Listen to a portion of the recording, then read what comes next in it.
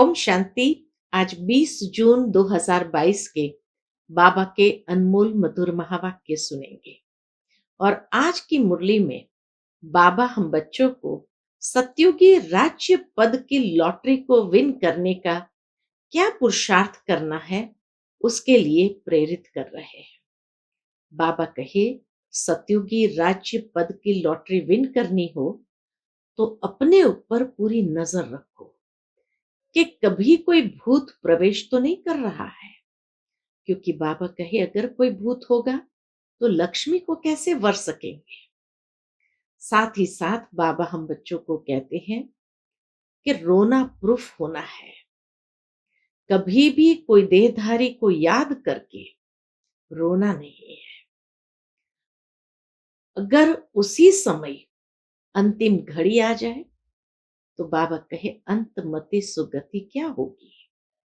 इसीलिए बच्चों को विशेष अपने पर ध्यान देते हुए पुरुषार्थ करना है और सत्युगी राज्य पद की लॉटरी को विन करना है। सुनते हैं बाबा के मधुर महावाक्य। ओम शांति। मीठे बच्चे, देह सहित इन आंखों से जो कुछ देखते हो उसे भूल एक बाप को याद करो, क्योंकि अब यह सब खत्म होने वाला है। आज की मुरली का प्रश्न है, सतयुग में राज्य पद की लॉटरी विन करने का पुरुषार्थ क्या है। उत्तर, सतयुग में राज्य पद लेना है तो अपने ऊपर पूरी नजर रखो, अंदर कोई भी भूत न रहे। अगर कोई भी भूत होगा तो लक्ष्मी को वर नहीं सकेंगे। राजा बनने के लिए फिर प्रजा भी बनानी है।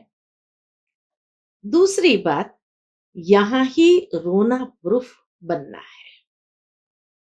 किसी देहधारी की याद में शोक आया, शरीर छूटा तो पद भ्रष्ट हो जाएगा। इसीलिए बाप की याद में रहने का पुरुषार्थ करना है।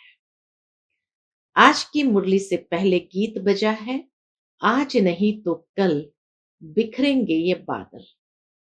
ओम शांति। शिव बाबा कहते हैं ओम शांति। फिर इनकी आत्मा भी कहेगी ओम शांति। ब्रह्मा बाबा की आत्मा भी कहेगी ओम शांति। वह है परमात्मा, यह है प्रजापिता। इनकी आत्मा कहती है ओम शांति। बच्चे भी कहते हैं ओम शांति। अपने स्वधर्म को जानना होता है ना। मनुष्य तो अपने स्वधर्म को भी नहीं जानते हैं। ओम शांति अर्थात अहम आत्मा शांत स्वरूप है। आत्मा है मन बुद्धि सहित। यह भूलकर मन का नाम ले लेते हैं। आत्मा वास्तव में शांत स्वरूप है, लेकिन क्योंकि आत्मा और उसके स्वधर्म को भूल गए तो जो आत्मा मन बुद्धि सहित है मन का नाम ले लेते हैं कि मन को शांति कैसे मिले। तो यह भूल कर मन का नाम ले लेते हैं। अगर कहे आत्मा को शांति कैसे मिले तो बोलो, वाह, यह भी प्रश्न है। आत्मा तो स्वयं शांत स्वरूप है, शांति धाम में रहने वाली है। शांति तो वहां मिलेगी ना, आत्मा शरीर छोड़ चली जाएगी तब शांति में रहेगी।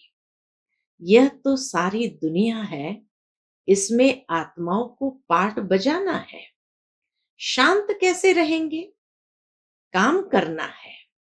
मनुष्य शांति के लिए कितना भटकते हैं। उनको यह पता नहीं है कि हम आत्माओं का स्वधर्म शांत है। अब तुमको आत्मा के धर्म का पता है कि आत्मा का स्वधर्म शांत है। आत्मा बिंदी मिसल है। बाप ने समझाया है, सब कहते हैं निराकार परमात्माय नमः।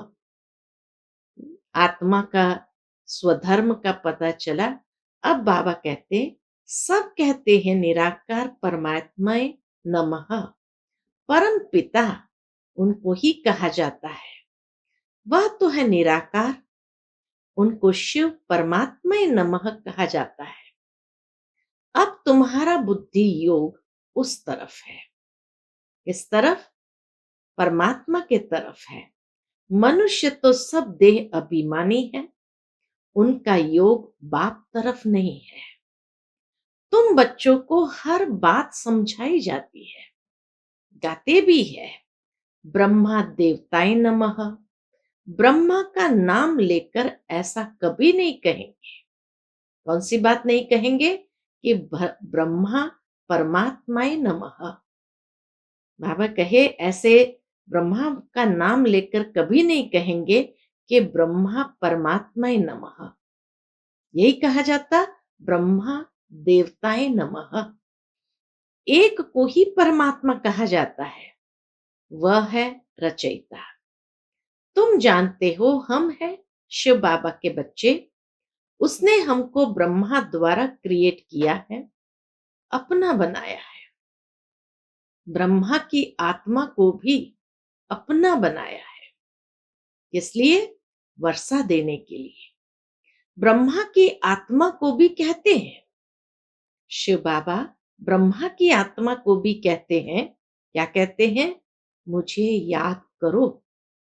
बीके को भी कहते हैं, मामेकम याद करो, देह का अभिमान छोड़ दो। यह ज्ञान की बातें हैं। 84 जन्म लेते लेते अब यह शरीर जड़ जड़ीभूत हो गया है। नेचुरल है, आत्मा ने कितने जन्म पुनर्जन्म लिए?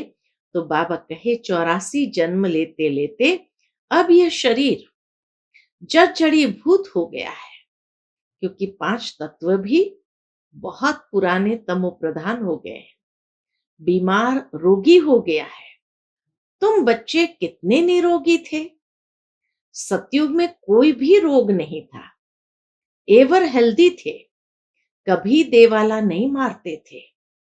अभी से ही अपना वर्षा 21 जन्म के लिए ले लेते हैं। संगम युग पर ही बाबा से ये वर्षा ले लेते हैं, इसलिए देवाला मार न सके। यहां तो देवाला मारते ही रहते हैं।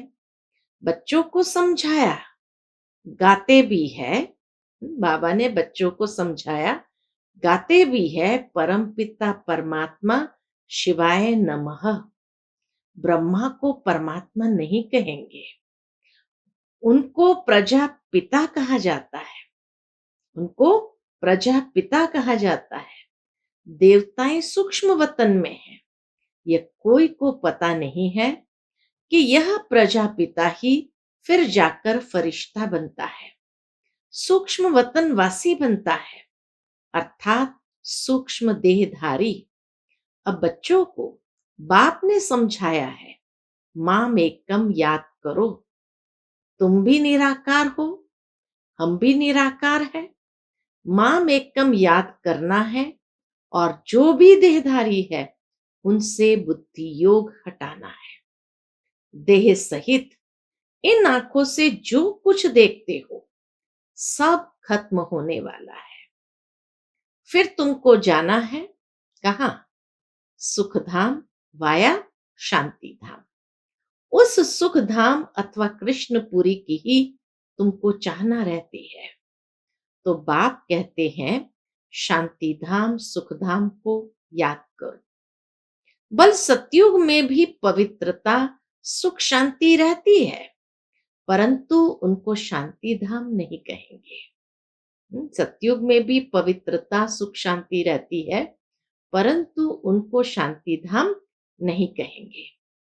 कर्म तो सबको करना है, राजाई करनी है।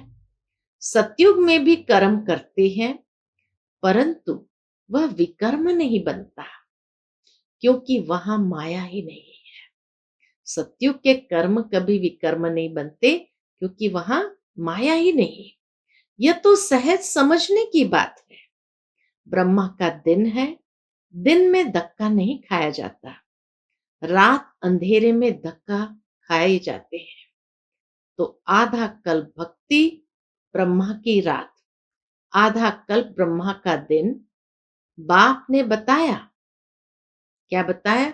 एक स्थान पर 6 मास दिन 6 मास रात होती है। उत्तर ध्रुव और दक्षिण ध्रुव जो है, वहां पर बाबा कहे 6 मास दिन 6 मास 6 मास रात होती है। परंतु वह बात कोई शास्त्रों में नहीं गाई जाती। यह ब्रह्मा का दिन, ब्रह्मा की रात शास्त्रों में गाई हुई है। अब विष्णु की रात क्यों नहीं कहते? वहां उनको यह ज्ञान ही नहीं।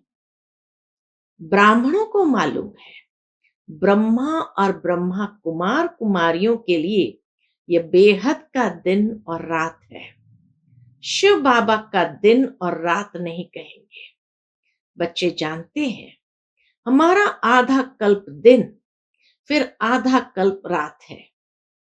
खेल भी ऐसा है। प्रवृत्ति मार्ग वालों को सन्यासी नहीं जानते। वह तो निवृत्ति मार्ग वाले हैं। वह स्वर्ग और नरक की बात नहीं जानते। बाबा कहे, निवृत्ति मार्ग वाले स्वर्ग और नरक की बात को नहीं जानते। वह तो कहते हैं, स्वर्ग कहां से आया? क्योंकि शास्त्र में सतयुग को भी नरक बना दिया है। अब बाप बहुत मीठी मीठी बातें सुनाते हैं। कहते हैं, बच्चे, मैं निराकार ज्ञान का सागर हूं। मेरा पाठ ज्ञान देने का इस समय इमर्ज होता है। बाप अपना परिचय देते हैं। पहले आत्मा का स्वधर्म का परिचय कराया। अब बाप अपना परिचय देते हैं कि मेरा पाठ ज्ञान देने का इस समय इमर्ज होता है। भक्ति मार्ग में मेरा ज्ञान इमर्ज नहीं होता है। उस समय सारा रस्म रिवाज भक्ति मार्ग का चलता है। ड्रामा अनुसार जो भक्त जिस भावना से पूजा करते हैं, उनको साक्षात्कार कराने मैं निमित्त बना हुआ हूं। भक्ति मार्ग में यानी द्वापर से लेकर कलयुग तक बाबा का ज्ञान का पाठ इमर्ज नहीं होता। लेकिन उस समय बाबा का कौन सा पाठ चलता है? शिव बाबा का जो भक्त जिस भावना से जिसकी भी पूजा करते हैं, उसका साक्षात्कार कराने के लिए निमित्त बना हुआ है। उस समय मेरी आत्मा में ज्ञान का पाठ इमर्ज नहीं है, वह अभी इमर्ज हुआ है। जैसे तुम्हारा 84 जन्मों का रील भरा हुआ है, मेरा भी जो जो पाठ ड्रामा में जब नूंदा हुआ है, वह उसी समय बचता है। शिव बाबा भी इस ड्रामा के बंधन में है। उसका भी जो पाठ है, वो समय अनुसार इमर्ज होता है और उसी समय बचता है। इसमें संशय की बात नहीं। अगर मेरे में ज्ञान इमर्ज होता तो भक्ति मार्ग में भी किसको सुनाता? लक्ष्मी नारायण को वहां यह ज्ञान है ही नहीं। ड्रामा में नूंद ही नहीं। मनुष्य मात्र को अगर कोई कहते कि हमको फलाना गुरु सदगति देते हैं, परंतु गुरु लोग सदगति कैसे देंगे? उनका भी तो पाठ है। और कोई कहते बरोबर दुनिया रिपीट होती रहती है। ये चक्र फिरता रहता है। उन्होंने फिर चरखा रख दिया है। ये ड्रामा चलता रहता है। सृष्टि का चक्र है। वंडर देखो, चरखा फिराने से पेट पूजा होती है। यहां इस सृष्टि चक्र को जानने से 21 जन्म के लिए तुमको प्रारब्ध मिलती है। उस समय चरखा जब चलाते थे तो कम से कम लोगों का अपना पेट पूजा तो कर सकते थे, इतना तो आमदनी हो जाती थी। लेकिन बाबा कहे, ये सृष्टि चक्र को जानने से और 21 जन्म के लिए तुमको प्रारब्ध मिलती है। बाबा यथार्थ अर्थ बैठ सुनाते हैं। बाकी सब अयथार्थ सुनाते हैं। तुम्हारी बुद्धि का ताला खुला हुआ है। ऊंचे ते ऊंच है भगवान, फिर ब्रह्मा विष्णु शंकर है सूक्ष्म वतनवासी, फिर स्थूल वतन में पहले लक्ष्मी नारायण, फिर जगत अम्बा जगत पिता है। वह संगम के हैं, है तो मनुष्य ही। जगत अम्बा जगत पिता है तो मनुष्य ही, और लक्ष्मी नारायण भी है तो मनुष्य ही। भुजाएं आदि कुछ भी है नहीं। ब्रह्मा को भी दो भुजा है। भक्ति मार्ग के चित्र में कितनी भुजाएं दे दी है। अगर किसको 8 भुजा हो तो 8 टांगे भी होनी चाहिए। हाँ, बाबा कहे अगर 8 भुजा हो तो 8 टांगे भी होनी चाहिए। ऐसे तो होता नहीं। रावण को 10 शीश दिखाते हैं तो टांगे भी 20 देनी चाहिए। यह सब है गुड़ियों का खेल। कुछ भी समझते नहीं।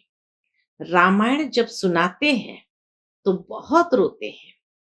बाप समझाते हैं यह सब है भक्ति मार्ग। जब से तुम वाम मार्ग में गए हो तब से काम चिता पर बैठ तुम काले बन गए हो। अब एक जन्म में ज्ञान चिता का हथियाला बांधने से 21 जन्म के लिए वर्षा मिलता है। वहां आत्म अभिमानी रहते हैं। एक पुराना शरीर छोड़ दूसरा नया ले लेते हैं। रोने आदि की बात ही नहीं रहती। सतयुग में तो रोने आदि की बात ही नहीं रहती। यहां बच्चा पैदा होगा तो बधाई देंगे, धूमधाम से मनाएंगे।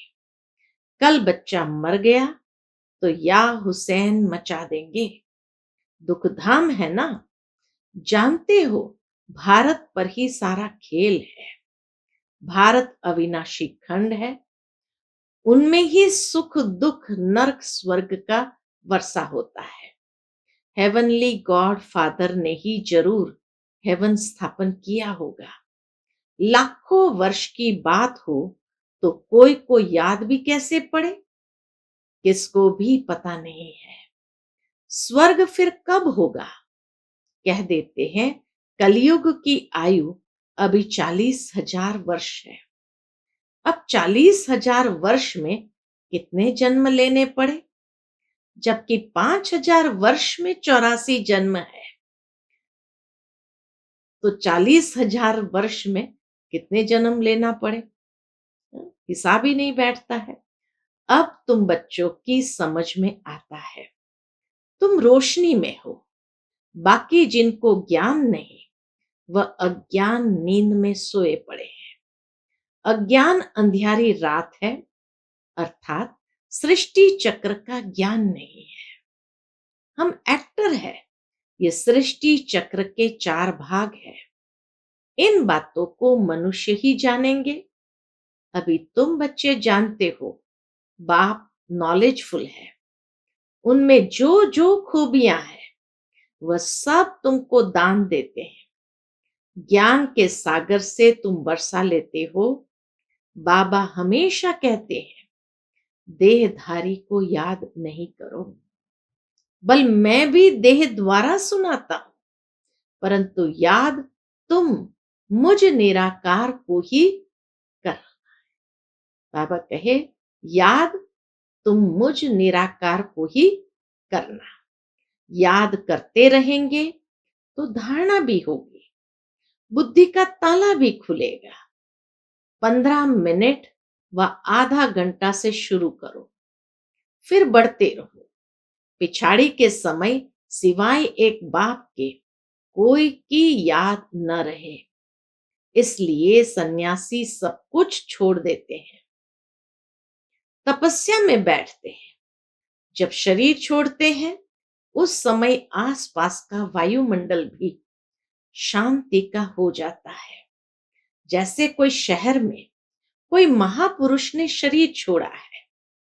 तुमको तो अब ज्ञान है। आत्मा अविनाशी है, वह लीन हो न सके। उनमें तो यह ज्ञान नहीं है। इसलिए वो समझते हैं आत्मा लीन हो गई। बाबा समझाते हैं आत्मा कभी विनाश होती नहीं। उनमें जो ज्ञान है वह भी कभी विनाश नहीं होता। इम्पेरिशेबल ड्रामा है। सतयुग, त्रेता, द्वापर, कलयुग, ये चक्र फिरता रहता है। तुम फिर लक्ष्मी नारायण बनते हो, फिर नंबरवार और धर्म वाले भी आते हैं। God father is one. सतयुग से कलयुग तक वृद्धि को पाते रहते हैं, दूसरे झाड़ बन न सके। चक्र भी एक ही है, याद भी एक को ही करते हैं। गुरु नानक को याद करते हैं, परंतु उनको फिर अपने समय पर आना पड़े। जन्म मरण में तो सबको आना है। लोग समझते हैं कृष्ण हाजिरा हजूर है, कोई किसको मानते कोई किसको। बाबा समझाते हैं बच्चे युक्ति से समझाओ, ईश्वर सबका एक निराकार है। गीता में है भगवान वाच, तो गीता है सबके माँ बाप, क्योंकि उनसे ही सबको सदगति मिलती है। बाप सबका दुख हरता सुख करता है, भारत सबका तीर्थ स्थान है। सदगति बाप द्वारा ही मिलती है, यह उनका बर्थ प्लेस है। सब उनको याद करते हैं। फादर ही आकर सबको रावण के राज्य से छुड़ाते हैं। अभी यह रौरव नर्क है। अब बाप कहते हैं हे देहधारी आत्माएं, अब वापस चलना है। सिर्फ मुझे याद करो। कभी भी देहधारी में लटके तो रोना पड़ेगा। एक को याद करना है, वहां आना है। तुम्हारा रोना 21 जन्म के लिए बंद हो जाता है। बाबा हम बच्चों को रोना प्रूफ बना देते हैं। कोई मरे और तुम रोने लग पड़ेंगे, फिर रोने प्रूफ तो बनेंगे नहीं। किसकी याद में शोक आ जाए, बाबा कहे किसकी याद में शोक आ जाए और मर जाए तो दुर्गति हो जाए। मानो किसी व्यक्ति की याद में शोक आ जाए और उसी समय हमारी अंतिम घड़ी हो और शरीर छूट जाए, तो बाबा कहे दुर्गति हो जाए। तुमको याद तो शिव बाबा को करना है ना। हार्ट फेल भी हो जाते हैं, तुमको तो उठते बैठते एक बाप को याद करना है। यह भी बुद्धि में बिठाया जाता है, क्योंकि सारे दिन में याद नहीं करते हैं तो संगठन में बिठाया जाता है। सबका इकट्ठा फोर्स होता है। अगर और किसी की याद बुद्धि में रहेगी तो फिर जन्म लेना पड़ेगा।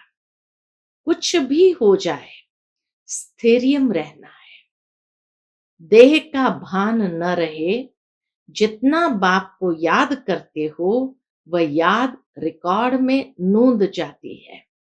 तुमको खुशी भी बहुत होगी। हम जल्दी चले जाएंगे, जाकर तख्त पर बैठेंगे।